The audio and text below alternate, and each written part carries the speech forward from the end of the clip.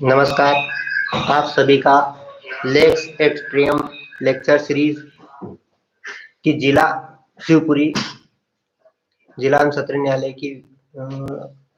Lecture series की द्वितीय श्रृंखला में स्वागत है।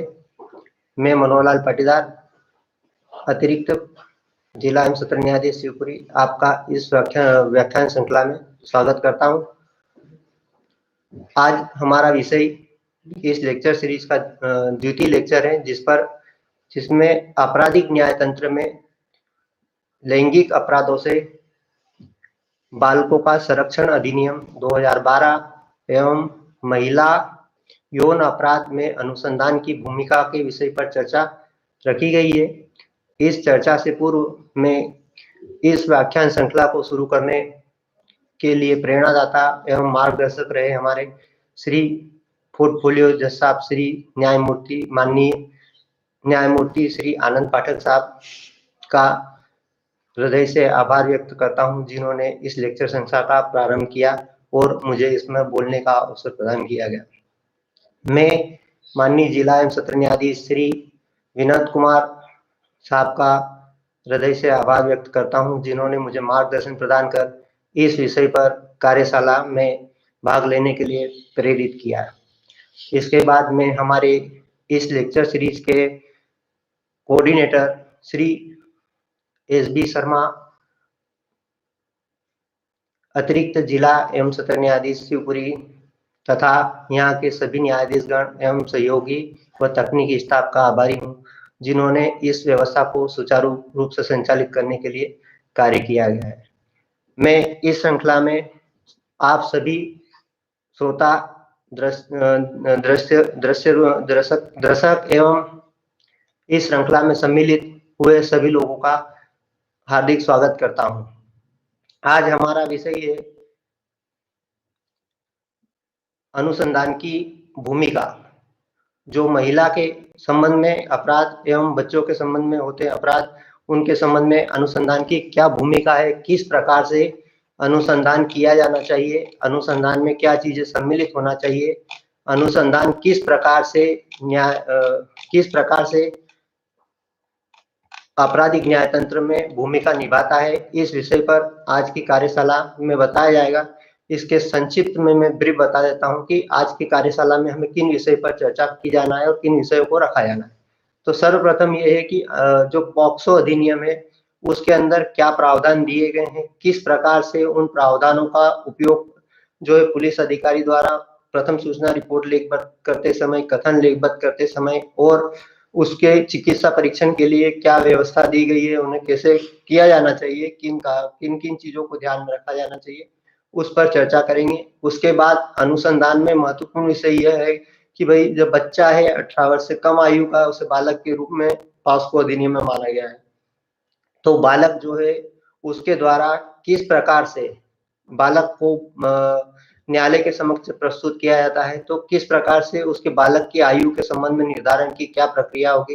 कैसे बालक की आयु का निर्धारण किया जाएगा, बालक की आयु के निर्धारण के संबंध में कौन से दस्तावेज सुसंगत होंगे, इनकी रिलेवेंसी होगी, कैसे दस्तावेज प्रस्तुत किए जाएंगे, अगर प्रमाण पत्र नहीं है तो उसकी क्या स्थिति होगी, कब जो है मेडिकल परीक्षण से उसकी आयु का निर्धारण किया जाएगा, मेडिकल परीक्षण से आयु किस प्रकार से मेडिकल परीक्षण से जो आयु का निर्धारण किस प्रकार से किया जाएगा, मेडिकल की आयु को क्या यथावत मान ली जाएगी, क्या बच्चे की आयु में मानसिक आयु भी सम्मिलित है या भौतिक आयु सम्मिलित है, आयु के संबंध में प्रस्तुत किए गए प्रमाण की सुसंगतता क्या होगी, प्रविष्टियां कितनी सुसंगत मानी जाएगी, इन विषय पर चर्चा की जाएगी। इसी के साथ साथ जो है इसमें डीएनए प्रोफाइल जो है आज के दौर की जो नई तकनीक के साथ में जो अनुसंधान का नया पैमाना तैयार हुआ है, उसमें डीएनए टेक्निक का बहुत ज्यादा उपयोग होने लगा है। तो डीएनए की क्या महत्ता आती है, डीएनए क्या होता है, डीएनए किस प्रकार से कार्य करता है, डीएनए किन चीजों से प्राप्त होता है, डीएनए की साक्ष्य की क्या महत्ता होगी, डीएनए किस प्रकार से निर्णायक हो सकता है, डीएनए की कितनी उपयोगिता होती है और कितने % विश्वसनीय है, डीएनए के साक्ष्य के संबंध में किस प्रकार से इसे प्रमाणित किया जाएगा, उसमें क्या चीज होना चाहिए, क्या नहीं होना चाहिए, इस विषय पर हमारा चर्चा का आगे का विषय रहेगा। इसी के साथ में है कि बच्चा 12 वर्ष से कम है या 12 वर्ष की आयु है तो उसके संबंध में माननीय उच्च न्यायालय द्वारा सिद्धांत प्रतिपादित किए हैं कि उसके समक्ष आईडी परेड या शिनाख्ती कार्रवाई जो होगी किस प्रकार से होगी, इसमें किन मार्गदर्शनों किन दिशा निर्देशों को ध्यान में रखना चाहिए। इसी के साथ इसी में आगे ये कि अनुसंधान जब 12 वर्ष से कम है, कोई व्यक्ति अक्षम है, बोलने में सक्षम नहीं है, उसकी स्थिति क्या होगी, उसके कथन कैसे लेखबद्ध किए जाएंगे, क्या वो कोई बात अगर नहीं बता पाता तो उसकी साक्ष्य को पूरी तरह अविश्वसनीय मान ली जाएगी। तो इस विषय पर प्रथम सूचना रिपोर्ट विलंब का क्या रीजन होना चाहिए, कितनी ग्राह्य होगी, कितनी ग्राह्य नहीं होगी, बालक के साक्ष्य का कितना ग्राह्यता में महत्व होगा। इस विषय के अतिरिक्त भी ये है कि क्या इस मामले में जो पॉस्को से संबंधित मामले हैं किस प्रकृति के मामले, संज्ञेय असंज्ञेय, इन मामलों में क्या समझौता या समन हो सकता है, इस विषय पर भी आगे हम चर्चा करेंगे। और भी कई बिंदु हैं जिसमें न्यायिक मजिस्ट्रेट द्वारा क्या रिमांड प्रदान किया जा सकता है या नहीं किया जा सकता तो कब किया जा सकता है, आदि बिंदु पर चर्चा करेंगे। तो हम प्रारंभ करते हैं सर्वप्रथम कि इस मामले की भूमिका इस प्रकार से है कि आपराधिक न्याय शास्त्र में अपराधियों को दंडित करने के लिए प्रक्रिया बनाई गई है, जिसमें सर्वप्रथम चरण अनुसंधान का है एवं द्वितीय एवं तृतीय चरण विचारण का है। यदि प्रथम चरण में कोई त्रुटि या कमी रह जाती है तो उसका जांच विचारण पर भी असर होता है और साथी अपराधी उक्त कमी और त्रुटि का लाभ उठाकर दंड से बच जाते हैं। वर्तमान समय में महिला और बच्चों से संबंधित अपराध समाज में अत्यधिक बढ़ रहे हैं। बच्चों की स्थिति ऐसी होती है कि वह भय के कारण, डर के कारण, समझ बुद्धि के कमी के कारण उनके साथ हुए लैंगिक अपराध, लैंगिक हमले एवं अन्य शारीरिक अपराध बताने में असमर्थ रहते हैं और जब बताते हैं तो अनुसंधान अधिकारी प्रक्रिया का उचित ज्ञान नहीं होने से एवं उचित रूप से अनुसंधान करने में असफल रहता है, जिससे अपराधी छूट जाते हैं। इसी को दृष्टिगत रखते हुए भारत सरकार द्वारा नवीन अधिनियम लैंगिक अपराध से बालकों का संरक्षण अधिनियम 2012, जिसको संक्षिप्त में आगे पॉक्सो एक अधिनियम के नाम से संबोधित करेंगे, और लैंगिक अपराध से बालकों का संरक्षण नियम 2012-2020 तथा दंड प्रक्रिया संहिता साक्ष्य अधिनियम में भी महत्वपूर्ण संशोधन किए गए हैं। अनुसंधान के संबंध में उल्लेख करते हुए माननीय सर्वोच्च न्यायालय, उच्च न्यायालय द्वारा समय समय पर दिशा निर्देश जारी किए गए हैं, जिसमें साक्ष्यों के कथन किस प्रकार से लेखबद्ध किए जाएंगे, प्रथम सूचना रिपोर्ट कैसे लेखबद्ध की जाएगी, साक्ष्यों के संबंध में क्या प्रक्रिया अपनाई जाना चाहिए, साक्ष्यों का मूल्यांकन के बारे में दिशा निर्देश दिए गए। इसलिए आपराधिक न्याय शास्त्र में अनुसंधान एक महत्वपूर्ण कड़ी है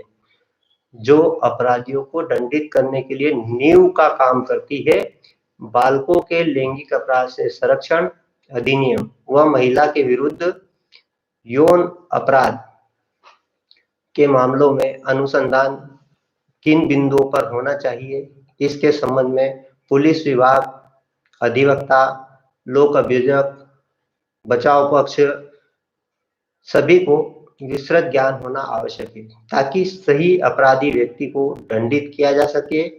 और निर्दोष व्यक्ति दंडित होने से बच सके। इसलिए इस कार्यशाला में सभी लोगों की महत्वपूर्ण भूमिका है और यह विषय सभी के लिए महत्वपूर्ण है। जो मेरे द्वारा जितना संभव हो सका उतना प्रयास करके प्रस्तुत करने का प्रयास किया जा रहा है।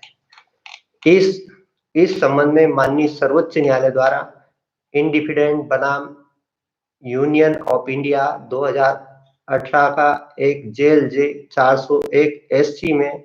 यह प्रतिपादित किया है कि लैंगिक अपराधों से बालकों का संरक्षण अधिनियम 2012 को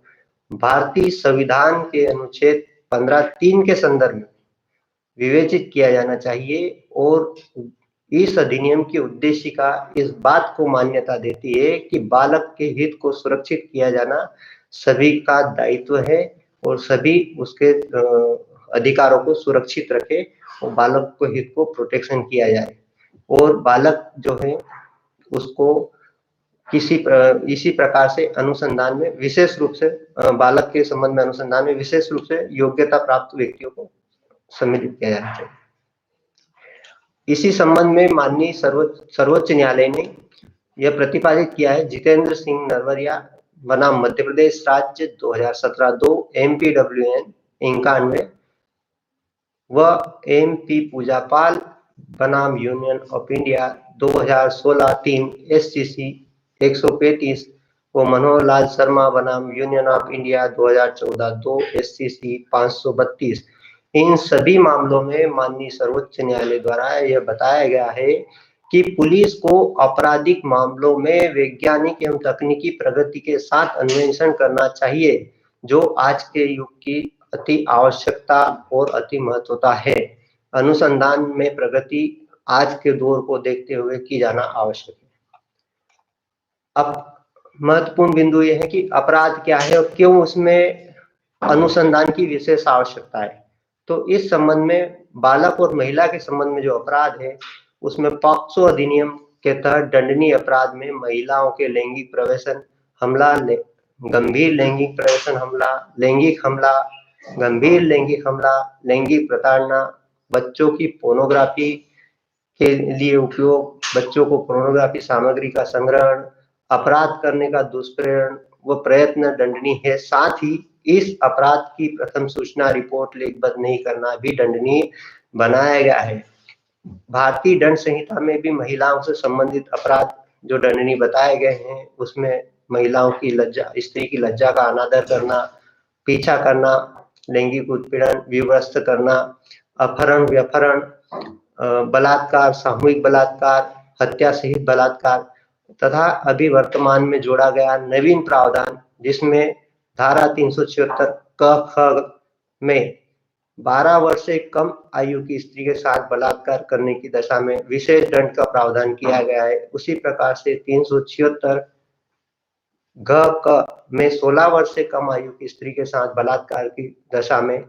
विशेष दंड का प्रावधान किया गया है। उसी प्रकार धारा 376 घ ख 12 वर्ष से कम आयु की स्त्री के साथ सामूहिक बलात्संग का अपराध भी सम्मिलित किया गया है, जिनमें विशेष रूप से दंड की वृद्धि दर्शित की गई हो और दंड किस प्रकार से दिया जाएगा उसके बारे में बताया गया।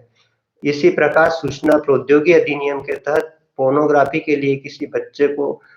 वीडियो चलाना या वीडियो को रखा जाना जिसमें बच्चे को सम्मिलित किया गया है, तो देखना और उसकी वीडियोग्राफी करना दोनों को दंडनीय बताया गया है। किशोर न्याय एवं देखरेख, बालकों की देखरेख संरक्षण अधिनियम 2015 में भी बालकों के संबंध में अपराध के बारे में दंड के प्रावधान किए गए। उक्त प्रावधानों में बच्चों के संबंध में विशेष व्यवस्था है, महिला के यौन अपराध के संबंध में व्यवस्था की गई है, परंतु ये प्रावधान ऐसे हैं जिनमें आयु विशेष रूप से दर्शित की गई है। तो जब आयु का निर्धारण करना है उस समय इन अपराधों में जब तक आयु निर्धारित नहीं होगी तब तक उसके दंड की प्रकृति का निर्धारण नहीं होगा। इसलिए इसमें आगे हम इस पर चर्चा करेंगे कि आयु निर्धारण किस प्रकार से होना चाहिए। महत्वपूर्ण प्रश्न यह है कि अनुसंधान क्या है, अनुसंधान में क्या सम्मिलित होना चाहिए।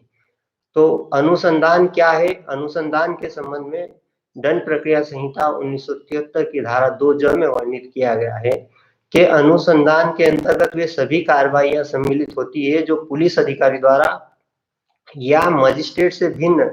मजिस्ट्रेट द्वारा प्राधिकृत किसी व्यक्ति द्वारा साक्ष्य को एकत्र करने के लिए की जाए। इस प्रकार से हम कह सकते हैं कि जितनी भी कार्रवाइयां जो किसी अपराध से संबंधित साक्ष्य को एकत्र करने के लिए की जाती है वह सारी कार्रवाइयां अनुसंधान के अंतर्गत आती है। इस प्रकार से अनुसंधान के चरण क्या होना चाहिए, तो सर्वप्रथम यह है कि अनुसंधान जब किया जाता है तो किसी भी घटना में कोई भी स्थान हो, भौतिक शास्त्र का नियम है कि जहां पर अगर किसी प्रकार से कोई व्यक्ति उपस्थित रहा है या गया है तो वहां की जो स्थानिकता है वो उसके किसी न किसी तत्व को ऑब्जर्व करती है, कोई न कोई चीज वो व्यक्ति वहां पर जरूर छोड़ता है। तो इसलिए अनुसंधान का प्रारंभ जो होता है उसके बारे में सर्वप्रथम नियम अनुसार अनुसंधान जब प्रथम अपराध के संबंध में जानकारी प्राप्त होती है तो उस स्थान या स्पॉट पर जाना चाहिए जहां पर घटना घटित हुई या जहां पर घटना घटित होना बताया गया और उस स्थान पर साक्ष्यों को तलाश करना चाहिए और उसका मौके का नक्शा बनाकर उसके आसपास की दिशा को दर्शित किया जाना चाहिए। दूसरी स्थिति उसमें आती है उसके बाद कि अपराध मौके पर जो अपराध से संबंधित तथ्य मिले हैं, घटना के पूर्व या पश्चात की जो परिस्थितियां हैं, वह भी अनुसंधान का महत्वपूर्ण पार्ट है, जो ये दर्शित करती है कि पूर्व की क्या स्थितियां रही, कैसे क्या अवसर प्राप्त हुए, क्या प्रसंग रहे, जिसके कारण अनुसंधान में यह महत्वपूर्ण भूमिका निभाता है कि किस प्रकार से वो पूर्व की स्थितियों को दर्शित करता है कि पूर्व में क्या रहा। तो उसके संबंध में पूर्व और पश्चात, घटना के पूर्व पश्चात की परिस्थितियां भी साक्ष्य संग्रह की जाना चाहिए, जो अनुसंधान में महत्वपूर्ण हो सकती है। घटना से संबंधित सभी साक्ष्यों से पूछताछ कर उनसे अनुसंधान के लिए आवश्यक कथनों को लिखित करना। जो भी अपराध से संबंधित साक्षी जितने भी होते हैं, सभी से पूछताछ करना अनुसंधान अधिकारी का कार्य है, पर उनमें जो संबंधित हैं उनके कथन को लेखबद्ध किया जाना चाहिए। संदेही आरोपी को पकड़कर उससे पूछताछ खोज करना चाहिए, उसे उसके बाद गिरफ्तार करना चाहिए। पूछताछ में प्रयुक्त की गई वस्तुएं, अपराध में प्रयुक्त की गई वस्तुएं, सामग्रियां जो आरोपी से प्राप्त हो, उन्हें विधिवत साक्षियों के समक्ष जब्त की जाना चाहिए। उससे पहने गए कपड़े अपराध के समय उनको जब्त किया जाना चाहिए। जो भी सामग्री अपराधी से प्राप्त होती है अपराध से संबंधित, उन्हें साक्ष्य में ग्राह्य की जाने योग्य है, उनको सभी को एकत्र करना चाहिए। फरियादी व आरोपी के अंतर्वस्त्र को विहित समय पर विधि अनुसार समय पर विज्ञान प्रयोगशाला में भेजे जाने के लिए उन्हें विधि अनुसार जब्त कर सील बंद किया जाना चाहिए और श्रृंखलाबद्ध तरीके से उसकी पूरी लेखा जोखा तैयार किया जाना चाहिए। फरियादी को अभियुक्त को यथाशीघ्र अपराध की जानकारी एवं गिरफ्तारी होने पर चिकित्सा परीक्षण के लिए शीघ्र भेजा जाना चाहिए, ताकि उसके शरीर पर जो पाए जाते हैं अपराध के तत्व या जिस प्रकार से अपराध किया गया उनकी साक्ष्य प्राप्त हो सके। वर्तमान समय में तकनीकी संसाधन जिसमें सीसीटीवी फुटेज, डीएनए परीक्षण, मोबाइल फोन लोकेशन आदि का भी सहारा अनुसंधान में लिया जाना चाहिए। उक्त संपूर्ण कार्रवाई के संबंध में दिन प्रतिदिन का लेखा जोखा केस डायरी में उल्लेखित समयबद्ध तरीके से किया जाना चाहिए। जब्त शुदा सामग्री के संबंध में उचित अभिरक्षा दर्शित करते हुए उसे जांच के लिए भेजा जाना चाहिए, जिससे अभिरक्षा की श्रृंखला खंडित न हो। इस प्रकार से अनुसंधान में इन बिंदुओं पर विशेष रूप से ध्यान दिया जाना चाहिए। महत्वपूर्ण प्रश्न आता है, पॉक्सो अधिनियम में अनुसंधान के संबंध में क्या दिशा निर्देश, क्या प्रावधान दिए गए हैं और किस प्रकार से उसके संबंध में अनुसंधान में क्या क्या चीजें सम्मिलित की जाना चाहिए। तो सर्वप्रथम यह देखा जाना आवश्यक है कि पॉक्सो अधिनियम कब लागू होता है। तो पॉक्सो अधिनियम के तहत धारा 2 में परिभाषित किया है कि बालक से ऐसा व्यक्ति अभिप्रेत है जो 18 वर्ष से कम आयु का है। इसका मतलब ये है कि बालक सर्वप्रथम होना आवश्यक है, तभी पॉक्सो अधिनियम के तहत अनुसंधान के नियम लागू होंगे। तो 18 वर्ष से कम आयु के संबंध में अगर कोई अपराध किया गया है तो उस संबंध में पॉक्सो अधिनियम के नियम लागू होंगे। इसमें महत्वपूर्ण जो प्रावधान है उन पर संक्षिप्त में चर्चा करेंगे, क्योंकि बहुत ब्राइट स्कोप दे रखा है इस संबंध में। धारा 19 जो है अपराधों की रिपोर्ट के बारे में वर्णन करती है। रिपोर्ट में क्या सम्मिलित होना चाहिए, किस प्रकार से रिपोर्ट लेखबद्ध किया जाना चाहिए। तो भारतीय दंड प्रक्रिया संहिता में कोई भी बात अगर उल्लेखित की गई है, उसके अलावा भी अगर बालक के संबंध में जिसको यह आशंका है कि इस अधिनियम के अधीन कोई अपराध किए जाने की संभावना है या वो जानकारी रखता है कि ऐसा अपराध किया गया है, तो वह निम्नलिखित को ऐसी जानकारी उपलब्ध कराएगा। किसको करवाएगा? विशेष किशोर पुलिस यूनिट को, या अगर वो नहीं है तो स्थानीय पुलिस को। उनके द्वारा क्या किया जाएगा? जब ऐसी रिपोर्ट लेखबद्ध करवाई जाएगी तो उसको प्रविष्टि में अंकित कर लेखबद्ध की जाएगी, देने वाले को पढ़कर सुनाई जाएगी और पुलिस यूनिट में रखी जानी पुलिस पुस्तिका में प्रविष्ट की जाएगी। महत्वपूर्ण बिंदु इसका यह है कि अगर वो बालक के द्वारा अगर लेखबद्ध की गई है, बालक के द्वारा अगर रिपोर्ट लिखाई गई तो क्या होना चाहिए उसके अंदर? तो इसमें यह कहा गया है कि वह उस सरल भाषा में अभिलिखित की जाएगी, जिसे बालक अभिलिखित की जा रही अंतर वस्तु को समझ सके, उसे समझ पाए कि उसने जो रिपोर्ट की है वही लिखी गई है, इसलिए सरल भाषा में लिखित की जाएगी। यदि बालक नहीं समझता है तब क्या होगा अंतर वस्तु को, तो उसके संबंध में प्रावधान किया है कि वहां अनुवादक दुभाषा या ऐसी अहर्ता या अनुभव रखने वाले व्यक्ति को बुलाकर उसकी सहायता ली जाएगी। इसके अतिरिक्त यदि बालक जो है उसके संबंध में अगर रिपोर्ट की गई है तो विशेष किशोर पुलिस यूनिट या स्थानीय पुलिस का समाधान हो गया है कि बालक जिसके विरुद्ध कोई अपराध किया गया है उसकी देखरेख व संरक्षण की आवश्यकता है, तब वो कारणों को लेखबद्ध करने के पश्चात उसे विहित रिपोर्ट 24 घंटे के भीतर तुरंत ऐसी देखरेख और संरक्षण में रखने की व्यवस्था की जाएगी और उसे निकटतम अस्पताल एवं संरक्षण घर में भेजने की व्यवस्था की जाएगी। विशेष किशोर पुलिस यूनिट और स्थानीय पुलिस विलंब में बिना विलंब किए 24 घंटे के भीतर मामले को कल्याण समिति और विशेष न्यायालय को, और जहां विशेष न्यायालय पदाभिहित नहीं किया गया है वहां सेशन न्यायालय को रिपोर्ट करेगा कि बालक को देख रहे एवं संरक्षण के लिए आवश्यक उपाय किए गए हैं। अगर किसी व्यक्ति ने इस प्रकार रिपोर्ट की गई है या सूचना दी है तो उसके संबंध में अगर वह सद्भावनाक सूचना दी गई है या जानकारी दी गई है तो ऐसा व्यक्ति किसी सिविल या दंडिक कार्रवाई के लिए दोषी नहीं होगा। इसी के अंतर्गत प्रावधान और भी किया है धारा 24 में कि बालकों के कथन को अभिलिखित किया जाएगा। बालकों के कथन को कैसे अभिलिखित किया जाएगा इसके संबंध में प्रावधान किया है। तो संभवतः जब बालक के कथन लेखबद्ध किए जाएंगे बालक के निवास स्थान पर या ऐसे स्थान पर जहां पर वह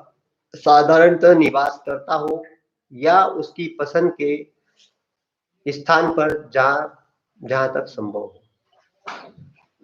किसके द्वारा लेखबद्ध किया जाएगा, किसके समक्ष लेखबद्ध किया जाएगा? उप निरीक्षक की पंक्ति से अन्यून किसी स्त्री पुलिस अधिकारी द्वारा अभिलिखित किया जाएगा। जहां पुलिस अधिकारी कथन लेखबद्ध करेगा तब क्या स्थिति होगी? पुलिस अधिकारी वर्दी में नहीं होगा, साधारण ड्रेस में उसके द्वारा कथन लेखबद्ध किए जाएंगे। कोशिश की जाएगी कि अन्वेषण के समय पुलिस अधिकारी बालक की परीक्षण करते समय यह सुनिश्चित करेगा कि बालक की अभियुक्त से किसी प्रकार से संपर्क न हो। बालक को रात्रि में पुलिस स्टेशन में निरुद्ध नहीं किया जाएगा। बालक की पहचान को मीडिया से संरक्षित किया जाएगा और जब तक विशेष न्यायालय से अनुमति प्राप्त न हो उसे किसी प्रकार से मीडिया के समक्ष प्रस्तुत नहीं की जाएगी। मजिस्ट्रेट के द्वारा कथन लेखबद्ध करने पर क्या प्रक्रिया अपनाई जाएगी, किस प्रकार से कथन लेखबद्ध किए जाएंगे, इसके संबंध में भी धारा 25 में प्रावधान किया गया है, जिसमें यह कहा गया है कि दंड प्रक्रिया संहिता में किसी बात के होते हुए भी मजिस्ट्रेट इसमें किसी बालक के कथन उसके बोले अनुसार अभिलिखित करेगा। जो वो बोलता है उसी के अनुरूप उसके कथन लेखबद्ध किए जाएंगे। इसमें किसी भी अभियुक्त के अधिवक्ता को उपस्थिति अनुज्ञात नहीं की जाएगी। बालक और उसके अभिभावक या प्रतिनिधि को धारा 207 में विनिर्दिष्ट दस्तावेजों की प्रति 173 के अंतिम प्रतिवेदन प्रस्तुत करते समय प्रदान की जाएगी। धारा 26 में कथनों को संबंध में अतिरिक्त प्रावधान किए गए हैं, जिसमें यह बताया गया है कि बालक के कथन जब मजिस्ट्रेट और पुलिस अधिकारी लेखबद्ध करते हैं तो बालक जिस पर भरोसा या विश्वास करता है उसकी उपस्थिति में बालक द्वारा बोले गए कथन अनुसार लेखबद्ध किए जाएंगे। भाषा नहीं समझता है तो दुभाषा या अनुवादक की सहायता ली जाएगी। मजिस्ट्रेट या पुलिस अधिकारी बालक के कथन लेखबद्ध करते समय यदि वह मानसिक या शारीरिक निषेधता वाले बालक के मामले में किसी विशेष शिक्षक या बालक से संपर्क की रीति से सुपरिचित किसी व्यक्ति या उस क्षेत्र के किसी विशेषज्ञ को जो ऐसी आहारता या अनुभव रखता हो, ऐसी फीस के संदाय पर जो विहित की जाए पर सहायता प्रदान करेगा। मजिस्ट्रेट के द्वारा जहां तक संभव हो यथा स्थिति पुलिस अधिकारी के द्वारा ये सुनिश्चित मजिस्ट्रेट या पुलिस अधिकारी द्वारा सुनिश्चित किया जाएगा कि बालक के कथन श्रव्य, दृश्य, इलेक्ट्रॉनिक माध्यमों से भी अभिलिखित किए जाए। बालक के संबंध में जब अपराध किसी प्रकार से होता है और उसे लाया जाता है तो उसके संबंध में क्या प्रोसीजर होगी, तो धारा 27 में बालकों की चिकित्सा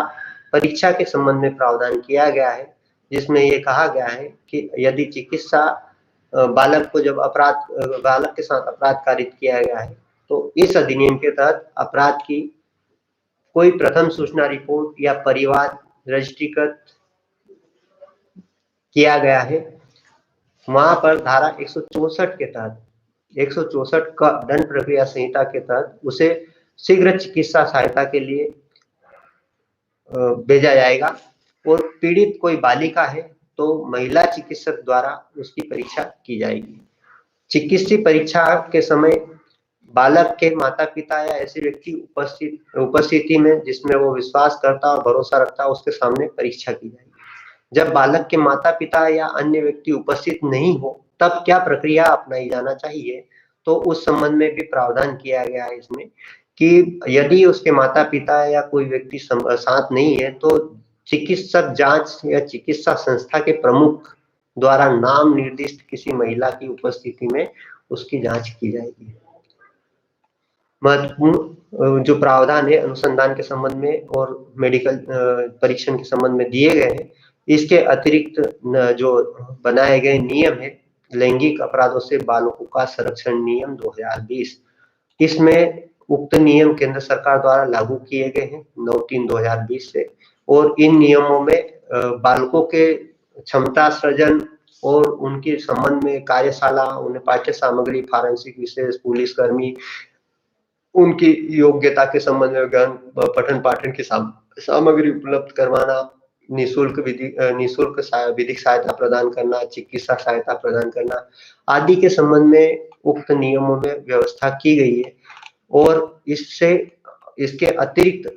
एक महत्वपूर्ण जो इसमें विशेष बात है वह यह है कि बालक को सहायक व्यक्ति उपलब्ध कराए जाने पर विशेष पुलिस यूनिट या स्थानीय पुलिस 24 घंटे के भीतर विशेष अदालत को लिखित में सूचित करेगी। और इसी के नियम 5 में यह वर्णित किया है कि दुभाषा, अनुवादक, विशेष शिक्षक, विशेष सहायक व्यक्ति के नाम और पते,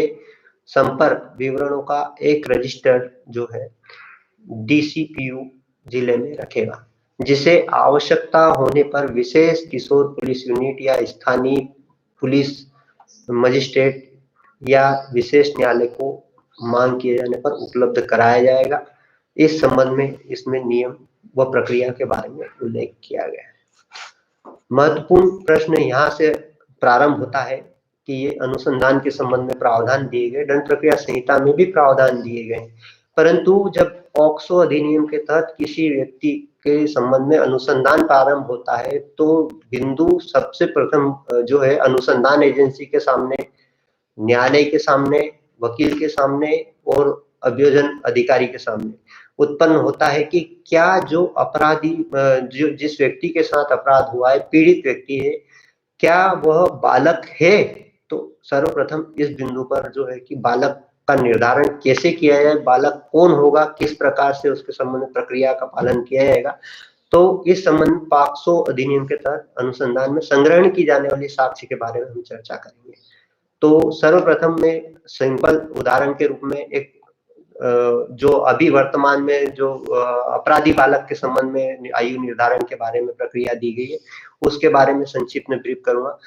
कि लैंगिक अपराध से बालकों के संरक्षण अधिनियम के तहत अपराध के अनुसंधान में सबसे महत्वपूर्ण बिंदु जो न्यायालय के समक्ष अभियोग पत्र प्रस्तुति के पश्चात उत्पन्न होता है कि क्या बालक की आयु कितनी है।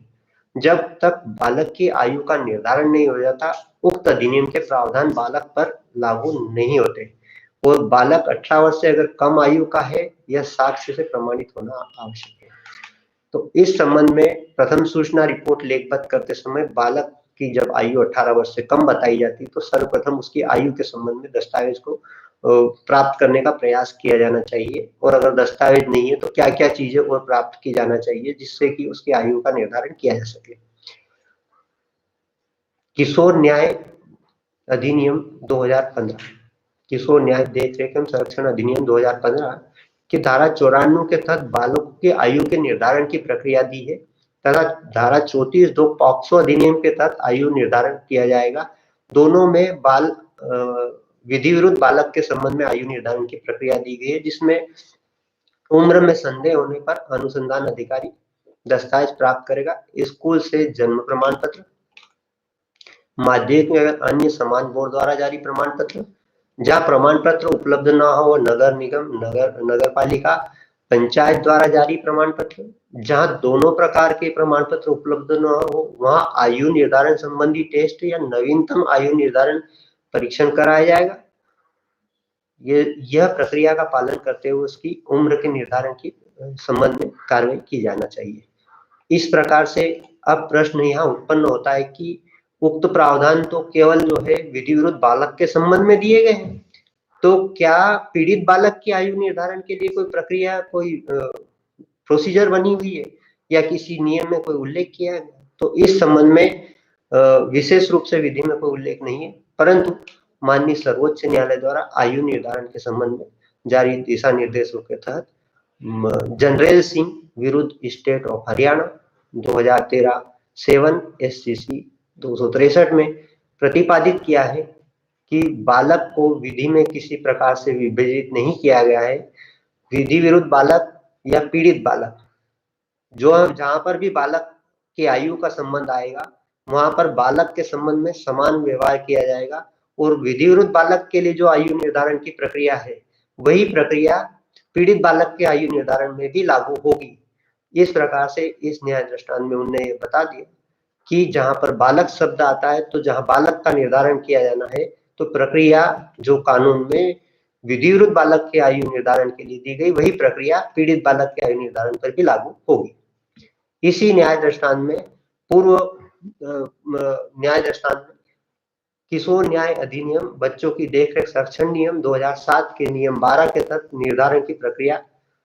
बताई गई, जिसमें किस प्रकार से बालक की आयु निर्धारण की जाएगी, क्या दस्तावेज है, कैसे अपनाया जाएगा उन प्रक्रिया को। तो इस मामले में यह बताया है कि बच्चों का मैट्रिकुलेशन या समतुल्य दस्तावेज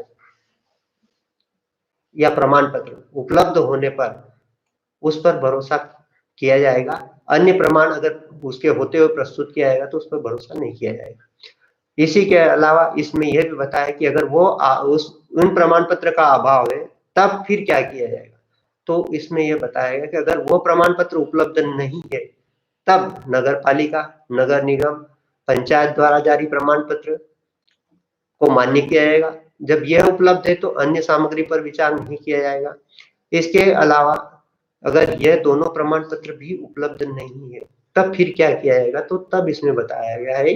कि चिकित्सीय विशेषज्ञ के द्वारा आयु निर्धारण के संबंध में दी गई जांच रिपोर्ट व चिकित्सा राय के आधार पर संबंधित बच्चों की आयु का निर्धारण किया जाएगा। इसके अतिरिक्त अन्य माननीय सर्वोच्च न्यायालय का न्याय दृष्टांत, माननीय सर्वोच्च न्यायालय का न्याय दृष्टांत है मध्य प्रदेश राज्य बनाम अनूप सिंह 2015 का 7 SCC 773। इस न्याय दृष्टांत में माननीय सर्वोच्च न्यायालय द्वारा के समक्ष प्रश्न था कि अभियोक्त्री की आयु के निर्धारण के संबंध में मुख्य प्रश्न था, क्या अभियोक्त्री की उम्र घटना के समय 16 वर्ष से कम थी? अभियोजन द्वारा अपने प्रकरण में समर्थन में जन्म प्रमाण पत्र, मिडिल स्कूल प्रमाण पत्र प्रस्तुत किए थे। अभियुक्त की आयु जन्म प्रमाण पत्र प्रदर्शित जो था उसमें 20/8/87 और मिडिल स्कूल प्रमाण पत्र में 27/8/87 दर्शित थी। उक्त वर्णित दिनांकों में केवल 7 दिन का अंतर था, अतः विचारण न्यायालय द्वारा अवलोकन को उचित माना गया और जन्म प्रमाण पत्र में स्पष्ट रूप से जन्म का पंजीकरण 30/10/87 को किया जाना दर्शित है। इस तथ्य को ध्यान में रखते हुए पंजीकरण 2 महीने के भीतर कर दिया गया था। यह अनुमान नहीं लगाया जा सकता कि अभियुक्त को प्रश्नगत घटना की संभावना के आधार पर कम आयु का दर्शित किया गया है। हमारे विचार में अभियोजन द्वारा प्रस्तुत दोनों दस्तावेजों में दिनांक की विसंगति तत्वहीन है। न्यायालय द्वारा उपधारणा अभियुक्त की आयु के निर्धारण के संबंध में दस्तावेजों पर विश्वास नहीं किया जा सकता कि उचित नहीं मानी गई और यह निर्धारित किया कि अगर ऐसी तात्विक विसंगति अगर किसी मामले में पाई जाती है और वह तात्विक विसंगति इस प्रकार की है कि जो दस्तावेज है उसको फर्जी तरीके से बनाया गया या उस अपराध में लाभ लेने के लिए तैयार किया गया, जब तक यह प्रमाणित नहीं होता कि उस समय उसको किस प्रकार से परिवर्तित किया गया, किस प्रकार से बदला गया, क्या उसका लाभ अपराध में लिया जाना था। अगर ये बिंदु नहीं है तो जो दस्तावेज उन्होंने प्रस्तुत किए हैं उन दस्तावेजों पर अविश्वास नहीं किया जा सकता और उससे उम्र के संबंध में पूर्ण रूप में जो पूरी संपूर्ण बातों को अविश्वसनीय आयु के संबंध में प्रस्तुत किए सभी दस्तावेज को अविश्वसनीय नहीं माना जा सकता। इस प्रकार से इस न्याय दृष्टांत में माननीय सर्वोच्च न्यायालय द्वारा प्रतिपादित किया गया और इसी न्याय दृष्टांत में महादेव बनाम महाराष्ट्र राज्य के न्याय दृष्टांत को लागू करते हुए आयु निर्धारण के संबंध में जो दी गई प्रक्रिया है किशोर न्याय अधिनियम किशोर न्याय नियम 2007 के नियम 12 में जो वर्णित की गई कि पीड़ित की आयु का निर्धारण कैसे किया जाएगा उसको लागू किया गया और वही प्रमाण पत्र जो है मेट्रिकुलेशन समतुल्य प्रमाण पत्र और उसके अभाव में विद्यालय से प्राप्त जन्म दिनांक का प्रमाण पत्र और उसके अभाव में नगर पालिका नगर निगम पंचायत द्वारा जारी प्रमाण पत्र और वो भी उपलब्ध नहीं है तो मेडिकल परीक्षण वाले प्रमाण पत्र को मान्य किए जाने के बारे में उल्लेख किया गया है। अब अगला इसी के संबंध में है अश्विनी कुमार सक्सेना विरुद्ध मध्य प्रदेश राज्य AIR 2013 SC 553। इस मामले में भी आयु निर्धारण के संबंध में दिशा निर्देश जारी किए गए और इसमें बताया गया है कि किशोर न्याय अधिनियम एवं नियमों के अंतर्गत अनुज्ञात आयु निर्धारण जांच का अन्य विधियों जैसे सेवा में प्रवेश, सेवानिवृत्ति, पदोन्नति इत्यादि के अंतर्गत वर्णित जांच से कोई संबंध नहीं है। यह हो सकता है कि प्रथम विद्यालय से प्राप्त मैट्रिक प्रमाण पत्र, समतुल्य प्रमाण पत्र, जन्म दिनांक प्रमाण पत्र में नगर निगम, नगर पालिका, पंचायत द्वारा जारी किए गए प्रमाण पत्र में की गई प्रविष्टियां सही न हो, परंतु किशोर न्याय अधिनियम के अंतर्गत कार्यरत न्यायालय, किशोर न्याय बोर्ड या समिति से ऐसे अनुमोदन जांच करना एवं दस्तावेजों की यथार्थता की जांच करने के लिए उन प्रमाण पत्रों को सामान्य व्यवहार में रखे जाते हैं। इससे यह अपेक्षित नहीं है कि उक्त दस्तावेज प्रमाण पत्र यथोचित पाए जाए। न्यायालय किशोर न्याय बोर्ड समिति आयु निर्धारण के लिए मेडिकल रिपोर्ट की सहायता आवश्यक हो तो ले सकती है। इसमें निर्धारित किया गया। अगला जो महत्वपूर्ण प्रश्न है कि मेडिकल परीक्षण कब करवाया जाना चाहिए और कब कैसे निर्धारित होगा। तो इस संबंध में आयु के संबंध में मेडिकल परीक्षण कब करवाना चाहिए, तो उक्त संबंध में न्याय दृष्टांत शाहनवाज बनाम उत्तर प्रदेश राज्य 2011 का 13 SCC 751 में उच्चतम न्यायालय द्वारा प्रतिपादित किया है कि किशोर न्याय मॉडल नियम 2007 के अनुसार मेडिकल बोर्ड से राय तभी ली जाना चाहिए जब मैट्रिक प्रमाण पत्र या विद्यालय प्रमाण पत्र या किसी निगम, पंचायत या नगर पालिका द्वारा जारी किया गया कोई जन्म प्रमाण पत्र उपलब्ध नहीं हो। इसका मतलब ये है कि जब कोई प्रमाण पत्र उपलब्ध नहीं हो तभी मेडिकल परीक्षण करवाया जाना चाहिए। इसी प्रकार से महादेव बनाम महाराष्ट्र राज्य 2013 SCC 637 में माननीय सर्वोच्च न्यायालय द्वारा प्रतिपादित किया है कि भाई अभियोक्त्री के परीक्षण के फलस्वरूप उसकी आयु मेडिकल अधिकारी द्वारा 17 से 25 वर्ष के मध्य की आयु बताई गई। उसके द्वारा अपने कथन में भी इसी प्रकार का कथन किया, परंतु उसने आयु निर्धारण के संबंध में किसी प्रकार की कोई जांच या परीक्षण नहीं किए गए। तो उक्त मामले में माननीय सर्वोच्च न्यायालय द्वारा प्रतिपादित किया कि जब किसी व्यक्ति की आयु का निर्धारण निश्चित रूप से ना हो और किसी डिस्टेंस के आधार पर बताया गया हो, तो वहां पर किशोर न्याय बालकों की देखरेख संरक्षण नियम 2017 के नियम 12 व 13 के प्रावधानों को प्रयोज्य करते हुए आयु का निर्धारण किया जाना चाहिए। और जब कोई प्रमाण पत्र उपलब्ध नहीं हो तो उसके संबंध में आयु निर्धारण सुनिश्चित करने के लिए मेडिकल परीक्षण करवाया जाना आवश्यक है। ऐसी स्थिति में जब इस प्रकार का परीक्षण नहीं करवाया जाता या उसकी आयु के संबंध में कोई दस्तावेज प्रस्तुत नहीं किए जाते तो संदेह का लाभ अभियुक्त को प्राप्त होता है। इस प्रकार से इस न्याय दर्शन में उल्लेखित किया गया। महत्वपूर्ण प्रश्न एक और सामने आता है कि जब सारे दस्तावेज जो बताए गए हैं वो उपलब्ध नहीं है या मेडिकल परीक्षण भी नहीं है, परंतु कोई व्यक्ति आधार कार्ड की जब्ती कर लेते हैं अनुसंधान में, तो क्या आधार कार्ड को अनुसंधान के आधार पर या आयु निर्धारण के लिए दस्तावेज के रूप में मान्य किया जा सकता है? तो उक्त संबंध में माननीय न्यायालय द्वारा प्रतिपादित किया है जब्बार बनाम राज्य 2018 ऑनलाइन दिल्ली 9327। उक्त न्याय दृष्टांत में प्रतिपादित किया है कि अभियुक्त की आयु निर्धारण के संबंध में आधार कार्ड में वर्णित आयु पर विश्वास किया जा सकता है यदि न्यायालय के समक्ष जब आधार कार्ड प्रस्तुत किया गया है उस पर बचाव पक्ष द्वारा उसकी सत्य निष्ठा को चुनौती नहीं दी गई है या उसे असत्य होने के संबंध में कोई चुनौती नहीं दी गई है, तो इस स्थिति में आधार कार्ड को भी आयु निर्धारण के लिए साक्ष्य के रूप में ग्राह्य किया जा सकता है। महत्वपूर्ण प्रश्न ये आता है कि किस प्रकार से उक्त प्रविष्टियों को ग्राह्य किया जाएगा। क्या प्रविष्टियां सारी सुसंगत होगी जितनी भी प्रस्तुत की गई है? तो इस संबंध में जो है प्रविष्टियां किस प्रकार से सुसंगत होगी, तो इस संबंध में न्याय दृष्टांत बिरदमाल सिंघवी बनाम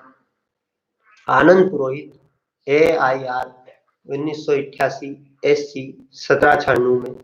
माननीय सर्वोच्च न्यायालय द्वारा प्रतिपादित किया है कि जन्म दिनांक के संबंध में स्कूल रजिस्टर में की गई प्रविष्टियां व आधार उसकी साक्षिक मूल्य के कारण स्थापित किया जाना चाहिए। 35 साक्ष्य अधिनियम की धारा 35 में प्रावधान किए गए जिसमें कहा गया है कि किसी दस्तावेज को ग्राह्य करने के लिए 3 शर्तों की पूर्ति होना आवश्यक है। कौन सी शर्त होना चाहिए? नंबर 1, जिस प्रविष्टि का आश्रय लिया जा रहा है वह सार्वजनिक या आधिकारिक अभिलेख रजिस्टर में लेखबद्ध हो। दूसरा, वह प्रविष्टि सुसंगत या विवादक तथ्य से संबंधित हो। और तीसरा, वह प्रविष्टि लोक अधिकारी द्वारा अपने कर्तव्य के निर्वहन करते हुए या किसी अन्य व्यक्ति द्वारा विधि द्वारा व्यादिष्ट कर्तव्य के पालन में लिखित की गई हो। जन्म दिनांक के संबंध में स्कूल रजिस्टर में की गई कोई प्रविष्टि सुसंगत एवं अधिनियम की धारा 35 के अंतर्गत ग्राह्य है यदि उस वस्तु के अभाव में जिसमें आयु अभिलिखित की गई थी स्कूल रजिस्टर में व्यक्ति की आयु के संबंध में की गई प्रविष्टि का कोई साक्षी मूल्य नहीं रह जाता। यदि किसी व्यक्ति को किसी स्कूल में भर्ती किए जाने के संबंध में अगर कोई आधार नहीं है,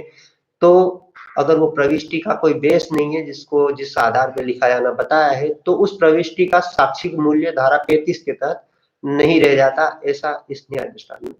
माननीय सर्वोच्च न्यायालय बताया। अब एक और प्रश्न सामने आता है अपना कि भाई आयु के संबंध में जब विवाद आया है, बालक है, उसकी आयु में कौन सी आयु सम्मिलित होगी, तो एक प्रश्न सामने आता है कि क्या एक व्यक्ति जो मानसिक रूप से दुर्बल है, जिसकी मानसिकता ऐसी है कि वो यह नहीं समझ पा रहा है कि कार्रवाइयां क्या होती है, किस प्रकार से, तो क्या मानसिक आयु में भौतिक आयु सम्मिलित है या किसी व्यक्ति की मानसिक आयु भी पॉक्सो अधिनियम में मान्य की गई है? तो उक्त संबंध में माननीय सर्वोच्च न्यायालय के समक्ष प्रश्न आया, तो माननीय सर्वोच्च न्यायालय ने एरा बनाम दिल्ली राज्य एवं अन्य 2017-15 SCC 133 में यह प्रतिपादित किया कि भाई पॉक्सो अधिनियम की धारा 2D में जो बालक शब्द परिभाषित किया है और उसकी व्याख्या की है,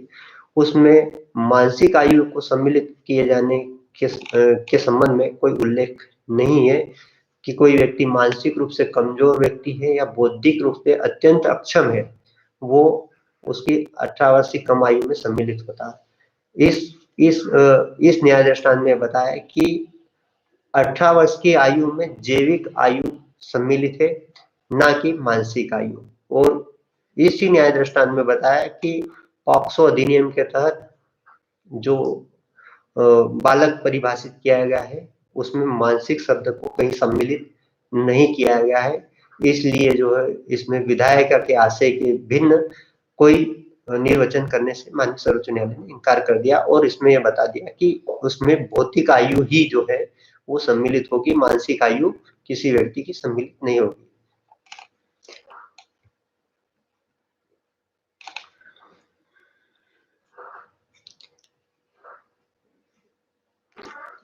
अगला प्रश्न जो सामने आता है कि पीड़ित की आयु के संबंध में चिकित्सा परीक्षण व अनुसंधान में क्या क्या सम्मिलित होना चाहिए, तो इस संबंध में दिशा निर्देश जारी किए गए थे दिलीप बनाम मध्य प्रदेश राज्य IALR 2014 MP 1465 SC में। इस मामले में माननीय सर्वोच्च न्यायालय द्वारा ये दिशा निर्देश जारी किए गए कि जहां बलात्कार से पीड़ित किसी महिला की चिकित्सा के संबंध में सावधानियां बरतना चाहिए। साधारणतः महिला चिकित्सक द्वारा परीक्षण किया जाना चाहिए, मनोवैज्ञानिक की सहायता ली जाना चाहिए और चिकित्सा प्रतिवेदन शीघ्र तैयार किया जाना चाहिए। चिकित्सक को सभी संभावित दृष्टिकोण के साथ अभिमत देना चाहिए।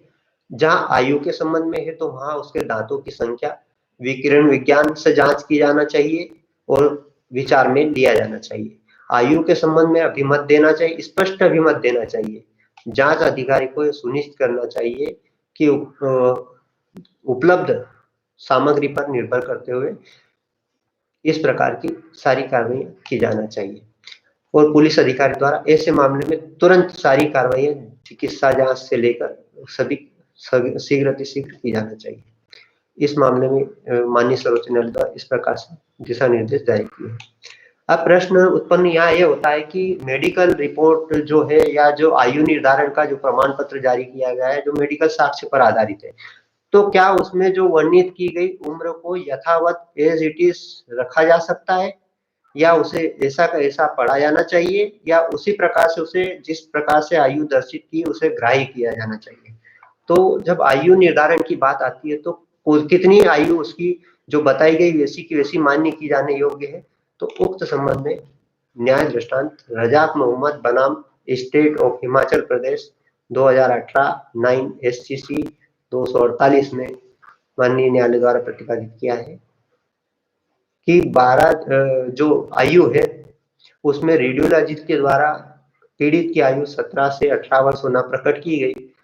और इस न्यायालय में ये बताया, इस माननीय सर्वोच्च न्यायालय ने बताया रेडियोलॉजी परीक्षण के आधार पर अभिनिर्धारित आयु परिशुद्ध नहीं हो सकती है। रेडियोलॉजी परीक्षण प्रतिवेदन के साथ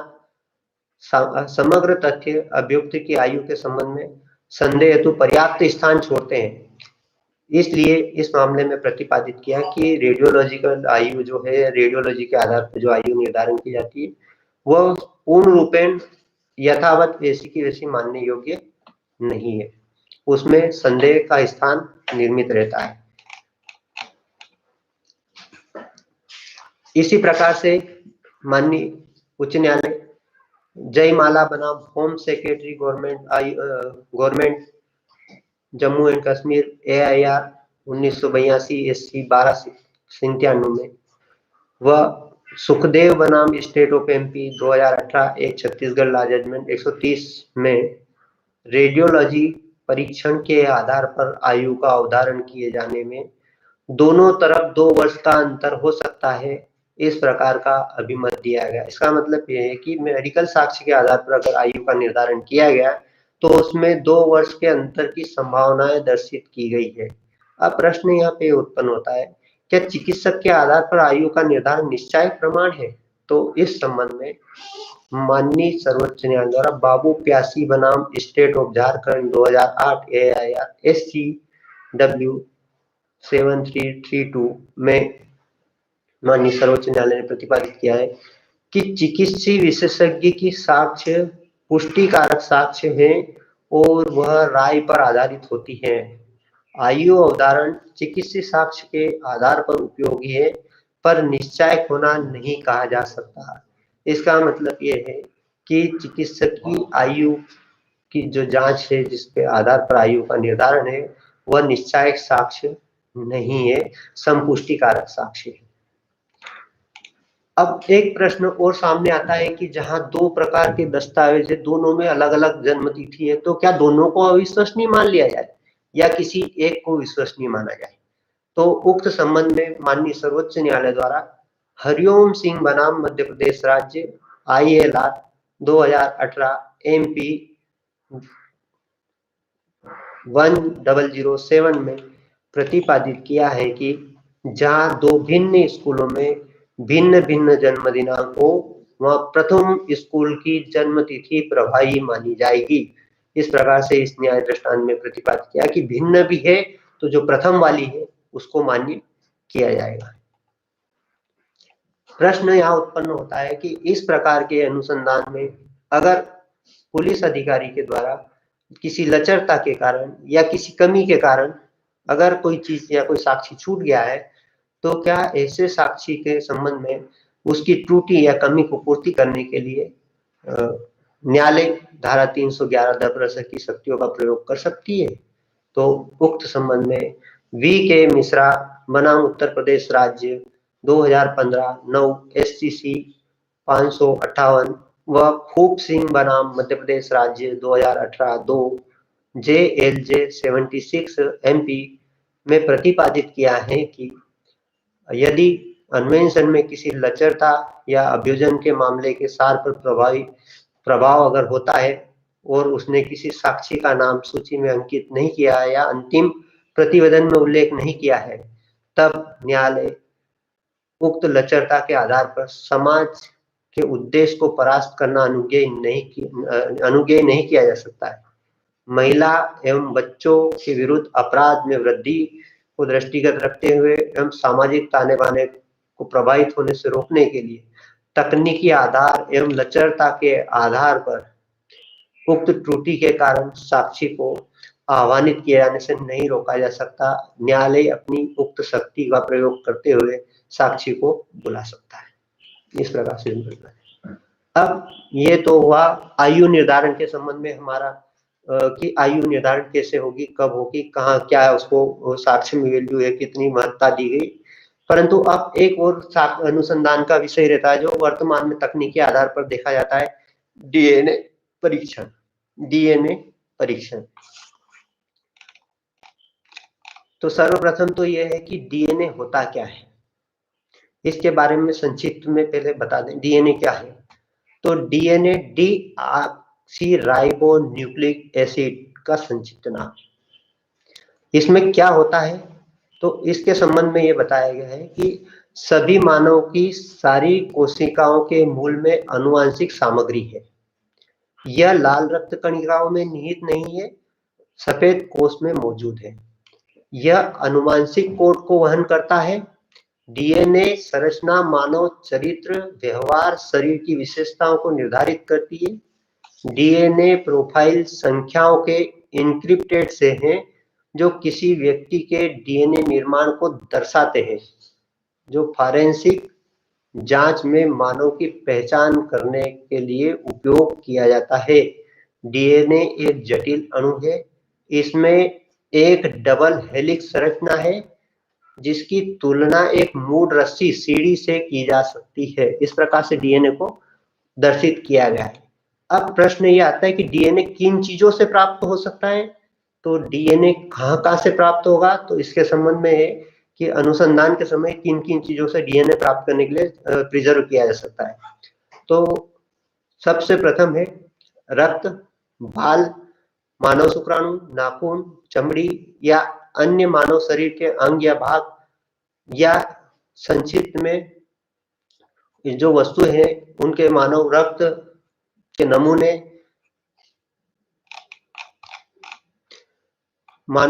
नमूने, बलात्कार के समय मानव शुक्राणु, प्यूबिक हेयर, नाखून, खरोच, आदि की वस्तुएं जो मानव शरीर से प्राप्त होती है सभी डीएनए परीक्षण के लिए पर्याप्त होती है। मानव शरीर में किसी भी भाग से,